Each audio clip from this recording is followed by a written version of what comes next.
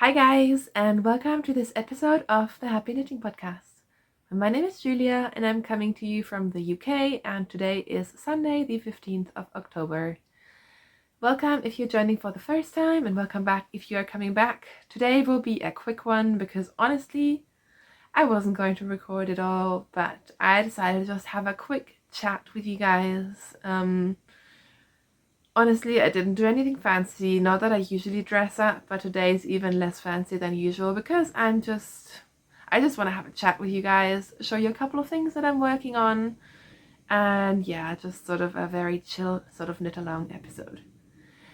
So, I'm up here in my crafty attic, which is quite cold because it suddenly cooled down a lot here in the UK. I think we had like 1 degree overnight, and my house this morning was 15 degrees, which is quite Celsius, which is quite cold. But we're trying to leave the heating off until November, so we'll see how that goes. Luckily, I think it's going to get a bit warmer in the next couple of days because I am working up here as well, and it gets freezing. So I'm sat here, I'm wearing my Andrea Maury sweater, the Shifty sweater, that I love it so much. It was such a pain to knit, but I do really like it. I used random sort of woolly leftovers in single colors and just sort of did like a stripy gradient version of it. And actually you will see some of my background color, which is a woolly knit British wool in the Morning Frost colorway in another project that I'll show you later. I am covered in my giant, what's it called, half and half wrap by Pearl Soho, which my gauge was off, so it's huge. I'm using it as a blanket. I usually have this over my work chair, so it's just over the back of the chair, and then I can just sort of sneakily cuddle up if I need to. And I am wearing my finished object for this week. So you might remember this from last week. This is my ribbed marled leftover cowl, so I will show it to you and mess up my hair. Yes, the ends are still attached. They are woven in, I just need to cut them off. But I basically just used some leftover bits and bobs from stash. I think the only yarn that wasn't a leftover technically was a 50 gram of Cascade, not the 220, the fingering weight non-superwash Cascade in a white color. Everything else was just random bits and bobs, and most of it I held 2 strands of thin fingering weight yarn together with 1 strand of mohair. I threw a tiny bit of Suri in here, and yeah, it's just 2x2 rib. It's very simple, but I just wanted a simple cowl to be able to throw on, especially with like commuting and stuff. I don't find it convenient to have big shawls, because then like I'm standing in the train, because you always stand in the train, it's such a pain, and like all the layers go off because it suddenly gets really warm, and so I just need simple accessories that I can, throw on when I leave the house. The only downside with this is with the mohair, it's quite fluffy, so if I'm wearing fancy work clothes, I might get all the fluff on like my blazer, which wasn't smart thinking, but oh well. It's finished, it's cozy, and yeah, that's pretty much the story of this. And that's the only finished object I have this week. Spoiler alert. I have been knitting, but I feel like at the moment we don't really get as long as evenings as we usually do, which is toddler related. So my knitting time has definitely suffered, and also there's just a lot going on. So yeah, I did finish that, and my toddler son, who's not really a toddler anymore, he's 3, he has recently started to enjoy knitwear. So if you've been following for a long time, which I know lots of you have, I made him lots of like baby sweaters and like all the things you knit when you have a baby. And he does have a couple of hand knit sweaters. He also has a lovely lot of sweaters that other amazing knitters knit for him or knit for their grandchildren and then donate it to me. So he has a good collection. But only recently he been like enjoying the fact that he can ask for something and I will knit it for him. So you might remember last week I showed you the rainbow mitts that I made for him, and he has now decided he finally wants a pair of socks, which is good. So the only thing was he wanted red socks, and I did not have any red sock yarn, which is crazy because I have a lot of yarn. This is sort of my mostly sock yarn cubby, No red sock yarn. So in the end, I went and ordered some what I thought was red sock yarn from Drops from a sale. Except I was really stressed out and I was going back and forth and adding other things, which I will show you later. So when it arrived, I realized I ordered a non-superwash wool and alpaca blend. I meant to order Drops Nord, which at least has nylon in it, even though it is still non-superwash. But I ordered Drops Flora and I was like, yeah, I mean, I could make him socks and I will hand wash them, it's fine. They'll probably be more like house socks, but I didn't want to put in all the work and then have something that's not really usable. So in the end, I did go through my stash again and finally accepted this yarn, which is red and yellow, but there's red in it. And this is some really old stash yarn. This was actually, if you remember, I did that 1,000 gram challenge where you pick 1,000 grams of fingering weight / sock weight yarn out of your stash and try to work through it. So this was one of the skeins that I'd already balled up for that and I was ready to go. This is super old stash. This is Hedgerow Yarns, which is a UK based dyer, and I actually ordered this to Germany, to Munich, like years and years ago, and I never knitted up. I think, oh yeah, it's a one of a kind merino nylon high twist sock. So this yarn will be like washable and easy to care for. And yeah, again, it's my first time knitting my son's socks in a very long time. So I knit him like baby socks and stuff. And then I think maybe half a year ago, a bit more than that, I made him some banana socks and some spiral socks, which are the kinds of socks that have like a textured pattern and you don't knit heels. And I enjoyed them, but I never made more and he didn't really wear them. So I thought this time round he's gonna get one pair of socks, and like a regular pair of socks, and we'll see how we go. And if he wears them a lot, I'll make him more. And so this is sort of my tryout pair, because again, I didn't know any of the measurements of like what would fit him exactly. So I've essentially done a mix of the Pel Soho Toddler Socks pattern, and also in Germany we have these sock charts where essentially you can buy European shoe size. It'll tell you how many stitches to cast on and how many centimeters to knit between your heel and where you start your toe and so on. So I, for a size, he said size 27 EU size, and I decided to, you know, knit bigger rather than smaller because I want him to wear these throughout the winter. So I cast on 52 stitches on my 2.25mm needle. I did 20 rows of 2x2 rib, a little bit of stockinette, and guess what, you guys? I did a heel flap and gusset heel, which I haven't done in ages. In fact, I hadn't done it in so long, I forgot to turn the heel. I just knit the heel flap and then like picked up the gusset stitches. So right back, and now I have turned the heel. I used the heel pattern from the Pel Soho pattern just because it was there and it had the right numbers. I think I knit 14.5 centimeters and then did my toe decreases, a very rounded toe. And I have tried these on him, so I've tried them over a pair of socks because I did want them to be roomy. And they fit quite well. I'll see once he actually wears them if I need to tweak this recipe. But yeah, one sock is done. It took me a day. And it's amazing. I feel like they're quite big. Like you can tell my son has big feet. These are definitely not like super quick tiny baby socks anymore. These are like proper socks. But they were quite fun. So if he does enjoy them, I think he'll get plenty more of these. So I've literally done 2 rows of the second sock. And yeah, so those are the toddler socks, and hopefully, very likely, you'll see more sort of toddler knits in the future, which I think is quite fun because, again, I haven't really knitted that much for him in the last like 1 or 2 years. I also cast on something new. I'm always so silly. I bought so much lovely yarn at the Knitting and Stitching show. But then I'm too scared to cast it on, and I was really feeling like a marrowed hat, and I bought this beautiful yarn, which is right there. But I couldn't make myself use it, which is stupid. Like, I should just use the nice yarn and not like stash it away. But I did, and instead I dragged out some super duper old yarn again to make a marrowed hat. And this yarn I actually got this at the Oslo Strikke Festival in 2019. So this is 4 years old, pretty much exactly. I think we went there in November.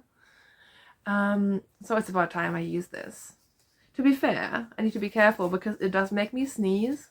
This yarn is Kama Rose Tin Lama Uld. Probably mispronouncing that.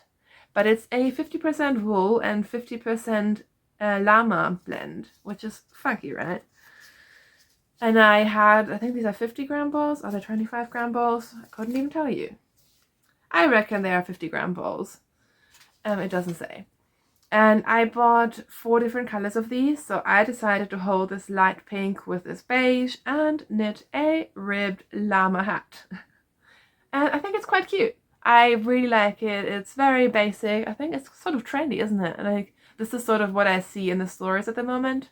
And if you know me, you know I love a ribbed hat. I think ribbed hats are great. I don't really mind knitting ribbing. I mean, I don't love it, but especially 1x1 rib I find quite meditative. So yeah, I started this a couple of days ago, and then actually some miracle happened and I got to sit on the train rather than stand. So I knit a bit of this hat while commuting to London last week. And I think this is going to go back into my work bag, and hopefully I can make some more progress, fingers crossed, next week. So yeah, there you go. I think I usually cast on around like 104 stitches. So this is, I would say, a light fingering weight yarn, held double, so it's a bit thinner, I would say, than a DK, but not much. And yeah, I just play it by ear with hats. Honestly, I just cast on whatever feels right, and I tend to use a 3.75mm needle. But again, this will vary depending on how tight you like your hats and so on. But it works for me, and there you go. Can you tell I haven't really worked on any of my whips. I have worked on the blanket, which I showed you last week. But honestly, I'm not gonna drag it out every week because it doesn't change that much. I have completely ignored my woolly waffle sweater, except I finally did put it on larger needles. But I haven't worked on it. I've worked a tiny bit on my socks, but not enough to show you guys. They're like both of them. I think I'm on the toe of the first sock and they're just not progressing at all. I mean, maybe because I'm knitting toddler socks. But yeah, the only other thing that I have really properly worked on is my West Knits Mystery Knit Along. So if you do not want to see the spoilers, look away. I'll skip a couple of minutes because I will talk about it. I am halfway through clue 2. So let me show it to you. Are you ready?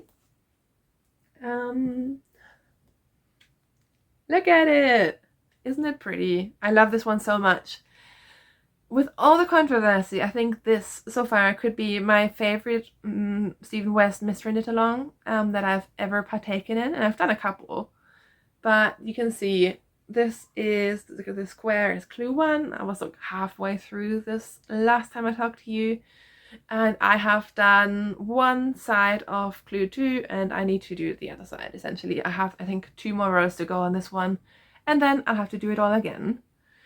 So I'll show it to you one last time and then I'll put it down so you can actually I will show you close up, because here you can see, can you see the fluff?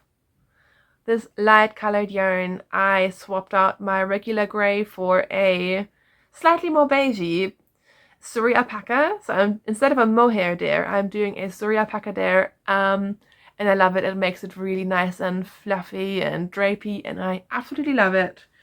So without dropping any stitches, I'm going to put it away. So if anyone was looking away, you can look back.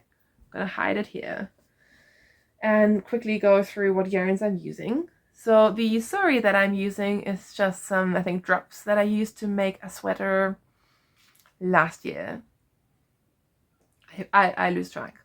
Probably it was petite knit. Probably it was either the Sunday sweater or the anchor sweater. I think it was the Sunday sweater that I lost at the airport in Portugal, which is a shame. I don't think I've ever talked about that, but I lost the sweater. It was heartbreaking. I contacted like the airport and everyone, but the sweater was gone.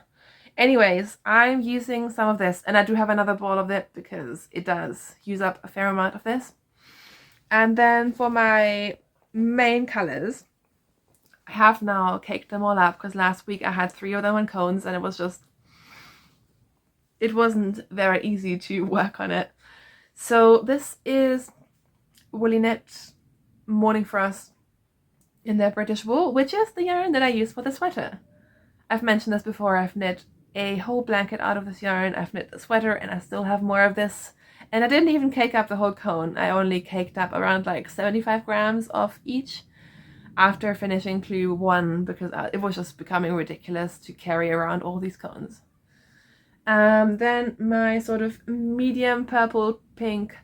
This is by Laxton's Sheepsoft in, I don't know what color, sorry. And this purple as well as this black, which you've seen a million times. These are JC Rennie in their Super Soft, again on cones. This one, I don't know the color, this one is Smolder. And yeah, so basically that is my color palette. All of these are British wool, which makes me very, very happy. This is all from Stash. I was definitely tempted by all the kits, but I love knitting from Stash, especially with my woolly yarns, and that's a good thing about cones. Like, I tend to buy a lot of yarn on 500 gram cones, which will maybe be around like, I don't know, 20-25 pound per cone, but sometimes you can get them on sale. And then you can do so many things because all of them, like a lot of the like typical British wools will be the same weight and they'll be like a similar feel, and then you can just combine and use all the stuff, and this entire shawl will probably cost me something like, I don't know, 20-30 pounds, 25 maybe, which if you look at the cost of a kit, which of course is a completely different beast and a different craft, and you have indie dyers who deserve to be fairly paid, but it's just a very different sort of investment for a shawl, especially a mystery shawl where you don't know what you're getting. So there you go, my 2 cents on this. I'm actually really enjoying Clue 2. And I'm, again, for the first time, I am into like the mohair dares and the modifying. I think all of the Stephen West mystery knit-alongs.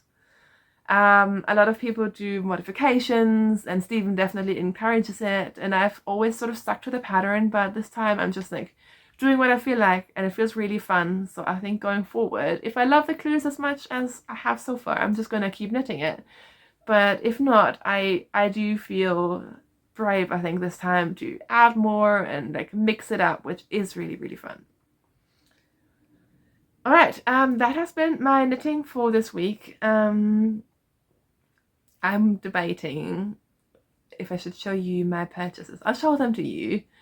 I used to, of course, like everyone did the same format, and then I sort of stopped because I didn't see the point, and I don't like the sort of haul mentality and like just stashing everything away. But again, I think sometimes it's fun to show stuff just because I have plans when I buy stuff usually, and yeah, I'll just show it to you. If you don't like acquisitions, then just turn off. But if you do want to stick around, as I mentioned, I was going to get some red sock yarn for my son, and I ordered the wrong thing because I'm an idiot. So this color is beautiful. It's this beautiful red yarn. I'm gonna keep it. I'm not gonna return it. I think it was like $1.75. This is Drops Flora in colorway 18. It's a alpaca and wool blend, so maybe I'll make him something else red because red is his favorite color, or I will make myself something because I think it's really, really pretty. All of these yarns that I got, essentially because are Drops yarn and they have a sale at the moment. I got mine from Wool Warehouse. Drops can be difficult. I don't like their pattern practices. I don't buy a lot of their yarn except maybe like once a year when it's on sale. But yeah, let's not talk about that. Have your own opinion about Drops. I prefer for garments to use affordable yarns, even if it is Drops that are actually wool or natural fibers rather than acrylic. That's just me. But there are more, I think, ethical brands out there, if we are being entirely honest. Anyways, I got this, and of course this didn't want to travel alone. And I looked at a yarn that I've never used before, which is this yarn. This is Drops Melody. It's one of those very, very fluffy yarns. I've mentioned before, I don't like Drops Air, which I think I got in their sale last year. I made a beautiful sweater and then it sort of sagged and it didn't look like, it's still lovely and warm. It's very cuddly, but I don't like how it held up. But I thought I'd try this because this is one of those like brushed yarns. It's very fuzzy. So you sort of get the effect of, you know, holding a mohair or Suri alpaca with a different yarn, except you don't have to like hold yarns double. It's quite affordable. And this is a mix of wool and alpaca. Does it tell me anything else? Yeah, there you go. 71% alpaca, 25% wool, 4% polyamide. So mostly alpaca.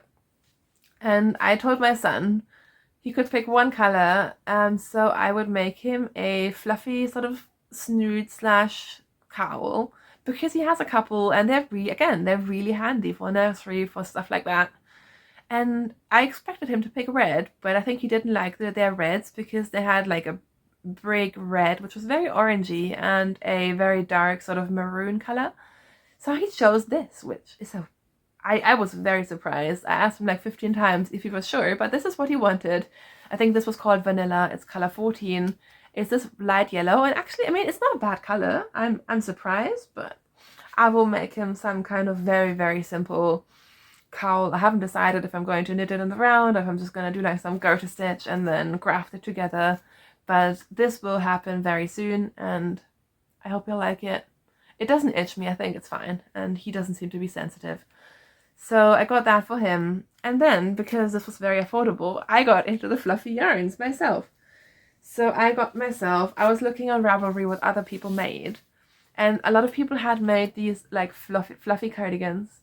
And I wanted a fluffy cardigan for myself. So I got, I think, 5 or 6 skeins of this color. 23. Which is like the slightest blush pink. Like, it's definitely on the beigey side. It's not a grey. And I think it's really pretty. So I got this. Again, I sit here in my freezing office. It's gonna get even colder in winter because our central heating doesn't go up here. I only have like a small electric heater. This will be perfect. And then, because I was looking at colors and I was looking all over Instagram, and someone had a combination, which was this, I think, combined with a teal. And I didn't go for the teal, but I was like, 4 skeins, I could make a lentil. And I could make like a really fun, colorful striped thing.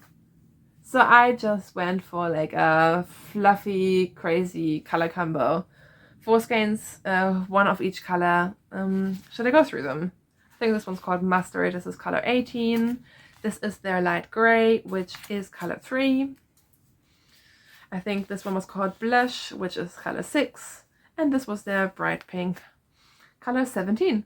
And I have fluff in my face and in my nose now, but Lento, I mean, it had to happen, right? So yeah, I splurged a bit on yarns that I wasn't planning on getting, but how cute are they? I love these. I love these fluff balls. And you have to take your joy when you can get it, right?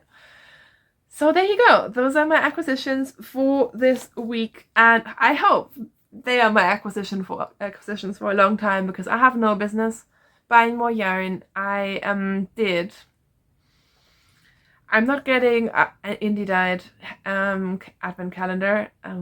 They are very pricey. But I did go for the JC Rennie advent calendar that comes with a pattern from We County Yarns. So that's coming at some point. It's really cute. It's essentially, I think you get 10 grams of JC Rennie Super Soft per day, and then you can actually knit along with a pattern. So you're knitting every day, and I love the idea of it. So I hope to be doing that. What I'm going to do is I'm going to look at the colors when I get it, because again, I am cheap. And there was an option to get it unwrapped, and it was a fair amount cheaper. And so I decided to go for the unwrapped version. So I'm gonna peek at the colors when I get it.